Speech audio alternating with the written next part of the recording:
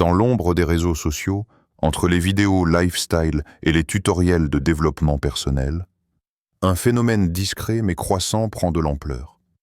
De plus en plus de femmes pratiqueraient la sorcellerie pour influencer, contrôler, voire manipuler les hommes. Ce qui pouvait autrefois être considéré comme une superstition médiévale semble aujourd'hui renaître dans une forme moderne, digitale et parfois bien plus stratégique. Bougies rouges, prières d'attraction, invocation d'esprit, sorte d'attachement affectif ou sexuel. Sur TikTok, Instagram ou YouTube, des milliers de contenus circulent sous des hashtags comme #WitchTalk ou #Spellwork. On y voit des femmes partager leurs rituels, témoigner de résultats miraculeux, ou encore vendre des services de liaison énergétique. La sorcellerie n'est plus perçue comme un délire folklorique. Elle devient un outil de pouvoir dans certaines sphères féminines. Pourquoi ce retour de la magie, en particulier chez les femmes? Qu'est-ce qui pousse certaines à vouloir exercer un pouvoir occulte sur les hommes? Est-ce une revanche, un besoin de contrôle, ou un simple effet de mode? Entre fascination, peur, réalité psychologique et croyances spirituelles, ce sujet soulève bien plus de questions qu'il n'y paraît. Dans cette vidéo, nous allons explorer les origines historiques de la sorcellerie, les raisons pour lesquelles certaines femmes y ont recours aujourd'hui, les techniques utilisées, ainsi que les effets supposés sur les hommes. Nous aborderons aussi les polémiques, les risques, et ce que cela dit sur notre époque. Préparez-vous à plonger dans un univers aussi mystérieux que dérangeant. 1. Origines historiques et culturelles de la sorcellerie. La sorcellerie est l'une des plus anciennes pratiques humaines liées au mystère, au sacré et à la peur. Présente dans toutes les cultures et civilisations, elle a longtemps été associée aux forces invisibles de la nature, aux esprits et aux cycles de la vie. Mais ce qui frappe particulièrement, c'est que dans la majorité des cas, la figure de la sorcière est féminine. Dans l'Antiquité déjà, les femmes guérisseuses, sages-femmes ou devineresses jouaient un rôle central dans les communautés. Elles connaissaient les plantes, les cycles lunaires, les secrets du corps et de l'âme. Elles étaient souvent craintes autant que respectées. Dans l'Égypte ancienne, la Grèce ou la Mésopotamie, ces femmes étaient parfois consultées par les élites pour leur savoir, mais aussi surveillées de près. Avec l'avènement des religions monothéistes, ces pratiques païennes deviennent suspectes. À partir du Moyen Âge, l'image de la sorcière se cristallise. Femme vivant en marge, dotée d'un savoir jugé anormal, accusée d'user de pouvoirs diaboliques pour nuire aux hommes ou à la société. La chasse aux sorcières prend une ampleur terrifiante entre le XVe et le XVIIe siècle en Europe, avec des dizaines de milliers de femmes torturées, jugées et exécutées. Être une femme libre, sans mari, instruite ou marginale suffisait souvent à être accusée. Mais cette peur de la sorcière révèle un fait sociologique profond. La crainte du pouvoir féminin. À une époque où l'ordre patriarcal régnait sans partage, toute forme d'autonomie féminine pouvait être perçue comme une menace. La sorcellerie n'était pas simplement une croyance, mais un outil politique de contrôle des femmes. Au fil des siècles, la figure de la sorcière évolue. Au XIXe siècle, le romantisme commence à la réhabiliter. Elle devient une figure tragique, mystérieuse, symbole d'une nature incomprise. Puis, au XXe siècle, les mouvements féministes la récupèrent comme archétype de la femme rebelle, indépendante, connectée à une sagesse ancestrale. Des figures comme la sorcière païenne, la Wiccan ou la prêtresse spirituelle réapparaissent, notamment dans les contre-cultures des années 60 et 70. Aujourd'hui, ce retour à la sorcellerie féminine n'est pas anodin. Il s'inscrit dans une longue lignée de lutte pour l'autonomie, le pouvoir et l'ésotérisme féminin. Ce n'est plus la même sorcellerie que celle des bûchers, mais elle en garde les symboles et les motivations profondes. reprendre un pouvoir que l'on estime perdu ou nié. Cette perspective historique est essentielle pour comprendre pourquoi, dans notre époque contemporaine, certaines femmes reviennent à ces pratiques, non plus dans la clandestinité, mais au grand jour, voire dans des logiques commerciales et virales d'eux. Pourquoi certaines femmes se tournent vers la sorcellerie aujourd'hui? À première vue, il peut sembler étrange qu'au XXIe siècle, à l'ère des sciences, de la technologie et du féminisme, des milliers de femmes choisissent de se tourner vers la sorcellerie. Pourtant, ce phénomène connaît un renouveau puissant, en particulier depuis les années 2010. Et contrairement aux idées reçues, il ne s'agit pas uniquement de croyances irrationnelles ou de folklore, mais d'un mécanisme social, psychologique et parfois idéologique. 1. Un sentiment de revanche ou de réappropriation du pouvoir. Beaucoup de femmes qui s'intéressent à la sorcellerie parlent d'un besoin de reprendre le contrôle sur leur vie, leurs relations ou leur énergie. Dans une société où les rapports de force entre hommes et femmes sont souvent marqués par la domination, certaines voient dans la magie une forme de réappropriation du pouvoir. Certains rituels sont même explicitement décrits comme des actes de contre-attaque énergétique, des sorts pour que l'ex revienne, pour qu'un homme s'attache ou pour punir celui qui a trahi. Derrière cela, il y a parfois une profonde douleur émotionnelle, un besoin de réparation, voire de vengeance. La sorcellerie devient alors un exutoire symbolique, une manière d'exercer une forme de justice personnelle. 2. L'amour et le contrôle des relations. Une large part de la sorcellerie féminine contemporaine tourne autour de l'amour, du sexe et de la séduction. Ce sont les fameux love spells, rituels pour attirer un homme, l'amener à s'attacher ou empêcher une rupture. Pour certaines femmes, il s'agit simplement de renforcer leur confiance en elles. Mais pour d'autres, c'est une véritable tentative de manipulation émotionnelle ou énergétique.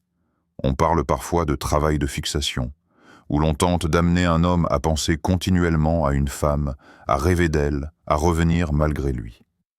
Ces pratiques sont souvent inspirées de croyances africaines, antillaises, sud-américaines ou du vaudou. 3. L'influence des réseaux sociaux. Les réseaux sociaux ont joué un rôle fondamental dans la diffusion de la sorcellerie moderne. Sur TikTok, Instagram ou Pinterest, des centaines de milliers de femmes partagent des rituels, des conseils et des témoignages. Sous les hashtags WitchTok, Zaj Spiritual Girl, Manifestation ou Occult Love, on trouve tout, du plus inoffensif au plus inquiétant. La viralité de ces contenus rend la sorcellerie accessible, désinhibée et même glamourisée. Une génération entière découvre la magie à travers des esthétiques séduisantes. Cristaux, lunes, bougies, encens, cartes de tarot. Mais au-delà de l'image, certains contes vendent des rituels personnalisés, des services payants, voire des potions ou des kits d'envoûtement. 4. Spiritualité alternative et rejet des normes. Dans un monde où les institutions traditionnelles, religieuses, politiques ou familiales, sont souvent remises en question, la sorcellerie apparaît comme une voie spirituelle personnelle, libre, autodirigée. Certaines femmes s'en éloignent du christianisme ou de l'islam, ressentant le besoin d'une spiritualité moins patriarcale, plus intuitive, plus en lien avec la nature et le féminin sacré. La sorcellerie moderne est souvent liée à des croyances comme la loi de l'attraction, l'ésotérisme, la méditation énergétique ou la magie lunaire. Elle propose une forme de développement personnel, mystique, où l'on mêle intention, visualisation, rituel, cycle cosmique et pouvoir intérieur. 5. Une réponse au traumatisme émotionnel. Il ne faut pas sous-estimer l'impact des blessures affectives dans ce phénomène. Certaines femmes ayant vécu des abandons, des trahisons ou des relations toxiques cherchent dans la magie une manière de se protéger, se venger ou se réparer. Dans ce contexte, la sorcellerie n'est pas toujours un jeu ou une simple croyance. Elle devient un outil de survie psychique, une stratégie d'auto-empowerment face à la douleur.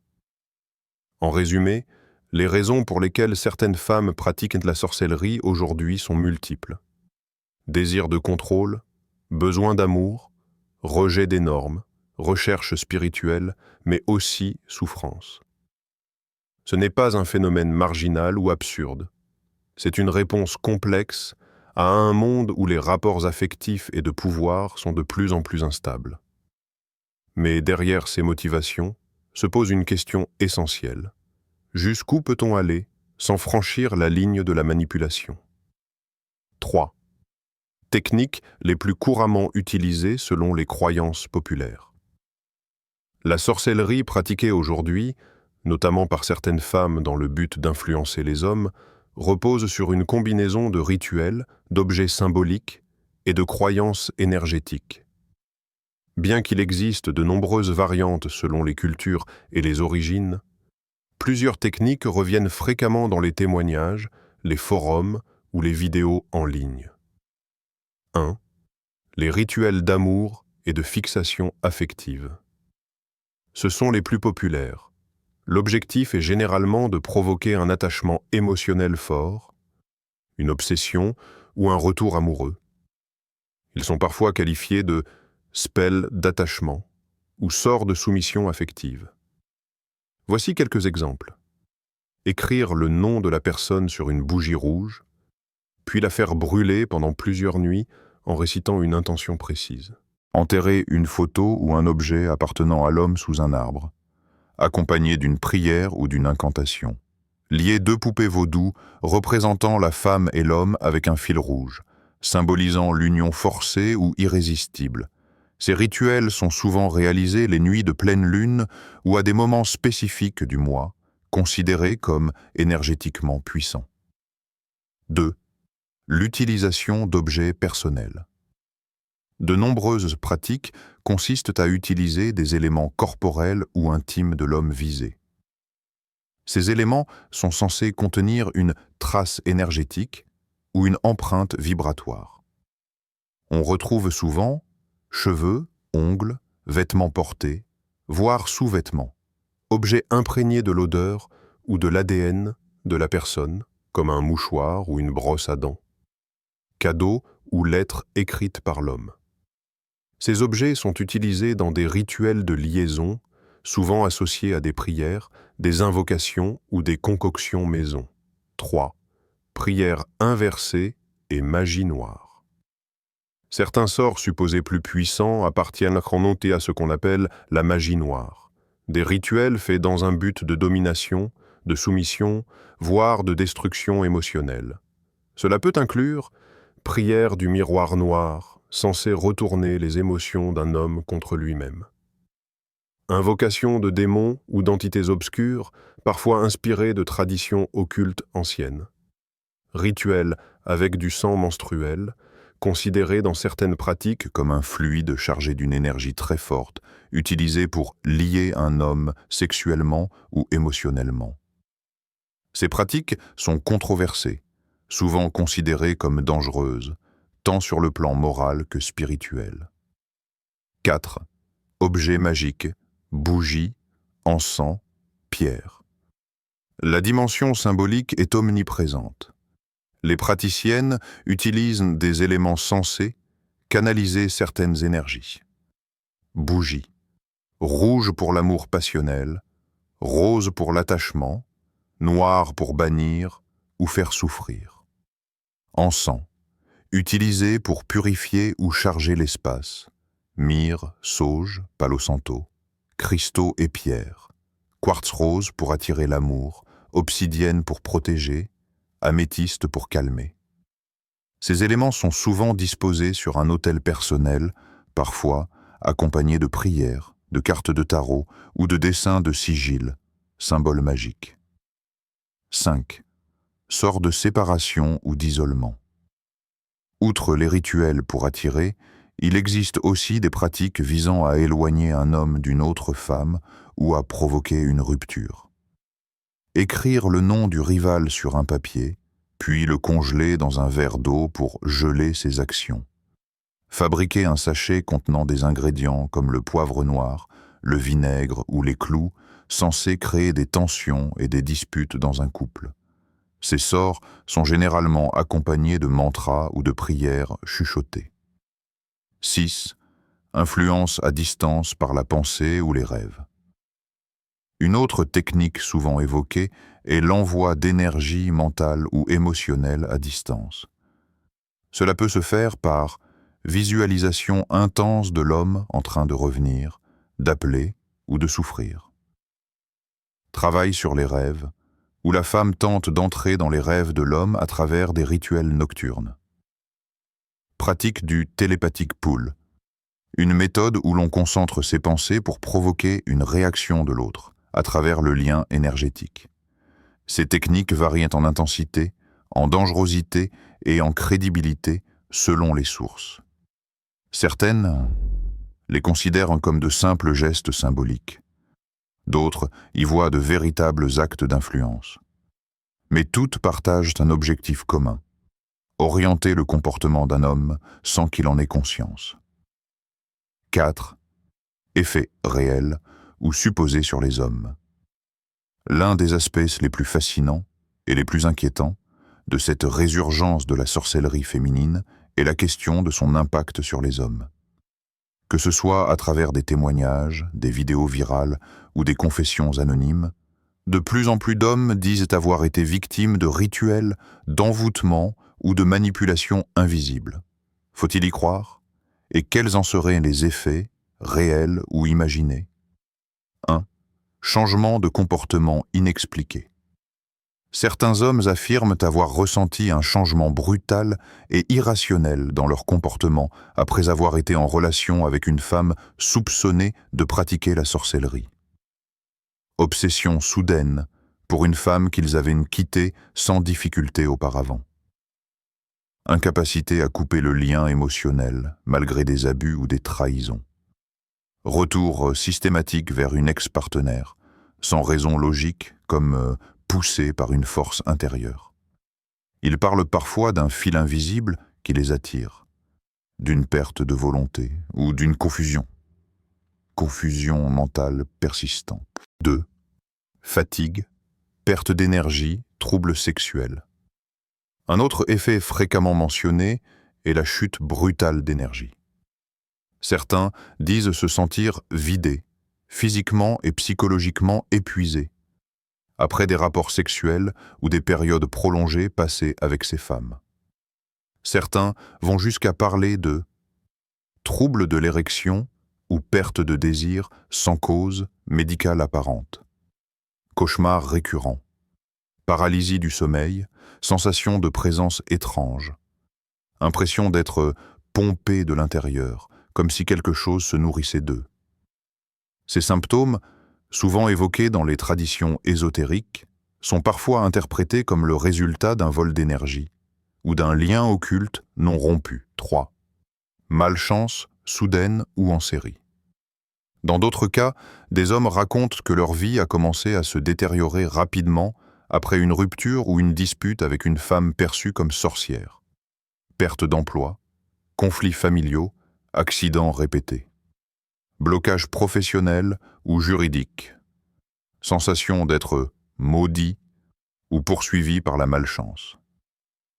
Bien sûr, il peut s'agir de coïncidence ou d'un effet psychologique. Mais certains hommes vont jusqu'à consulter des guérisseurs, des pasteurs ou des marabouts pour se nettoyer ou se protéger. 4. Explication psychologique. L'effet nocebo. Du point de vue scientifique, l'effet nocebo, l'inverse de l'effet placebo, pourrait expliquer certains de ces symptômes. Lorsqu'un homme croit qu'on lui a jeté un sort, il peut développer des troubles réels par simple suggestion mentale. Le stress, la peur et la culpabilité peuvent altérer le fonctionnement psychique et physiologique. Autrement dit, la croyance seule peut suffire à créer l'effet du sort.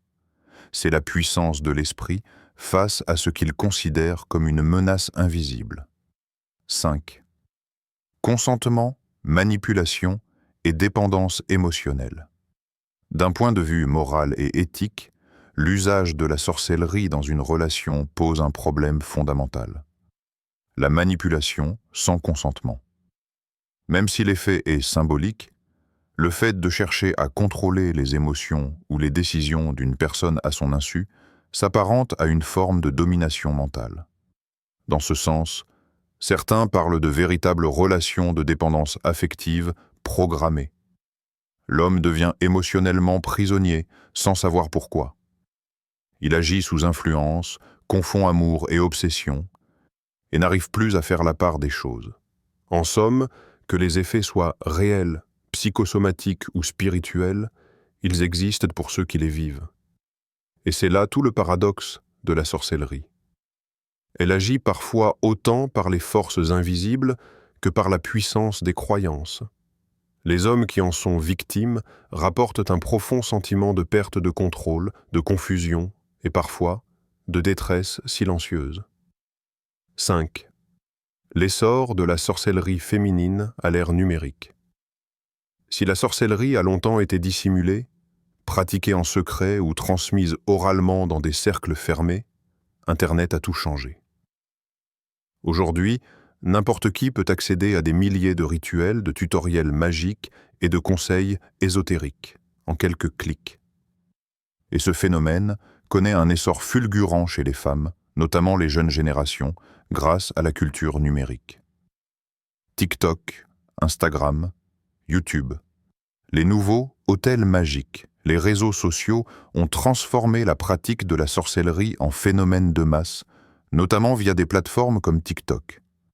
Le hashtag #WitchTok cumule des milliards de vues, avec des créatrices qui enseignent des sorts, montrent leurs hôtels, partagent leurs rituels du jour ou vendent leurs services.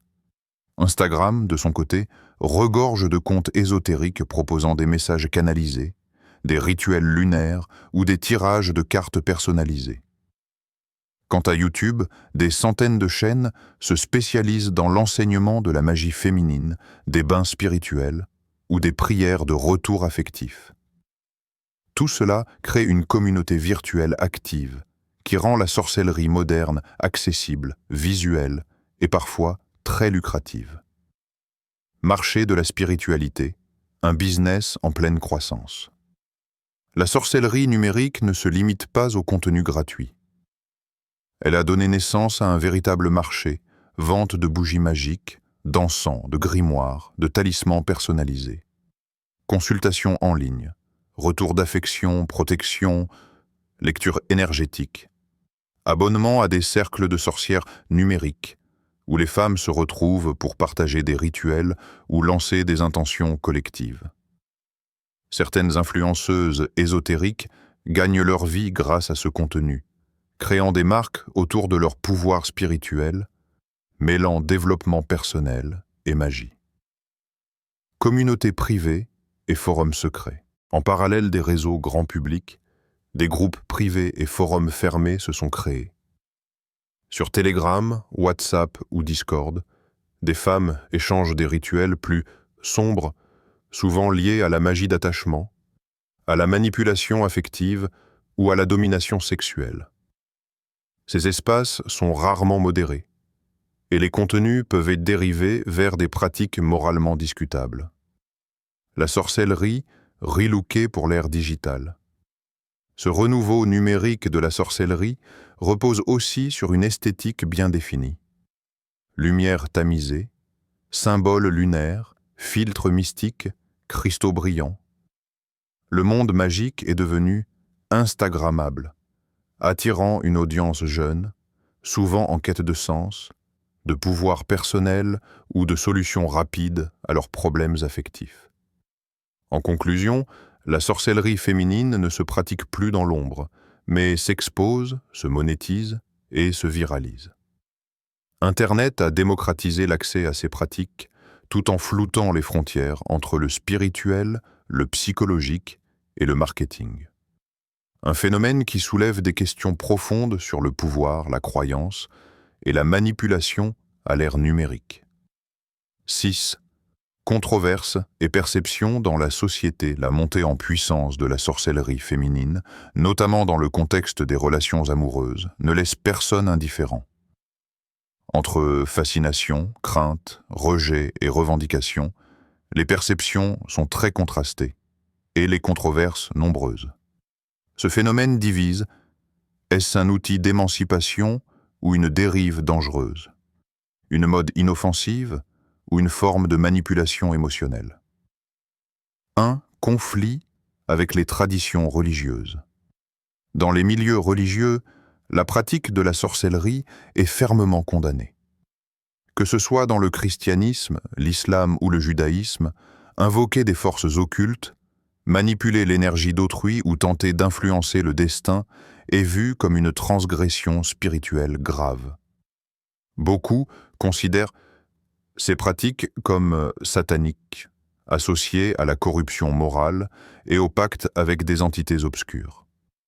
Des pasteurs, des imams ou des prêtres alertent régulièrement sur les risques spirituels liés à ces pratiques, qualifiant certains rituels de portes ouvertes aux forces maléfiques. Ils évoquent aussi le danger de dépendance psychologique et la perte de repères moraux, de réappropriation féminine ou manipulation. À l'inverse, dans certains milieux féministes ou spirituels alternatifs, la sorcellerie est vue comme une forme de résistance au patriarcat, un moyen de reconnecter les femmes à leur pouvoir personnel. Ces femmes revendiquent une spiritualité libre, intuitive, débarrassée des dogmes masculins. La sorcière devient alors une figure d'émancipation, pas de destruction. Mais cette vision est aussi critiquée, notamment lorsqu'elle glisse vers la manipulation affective.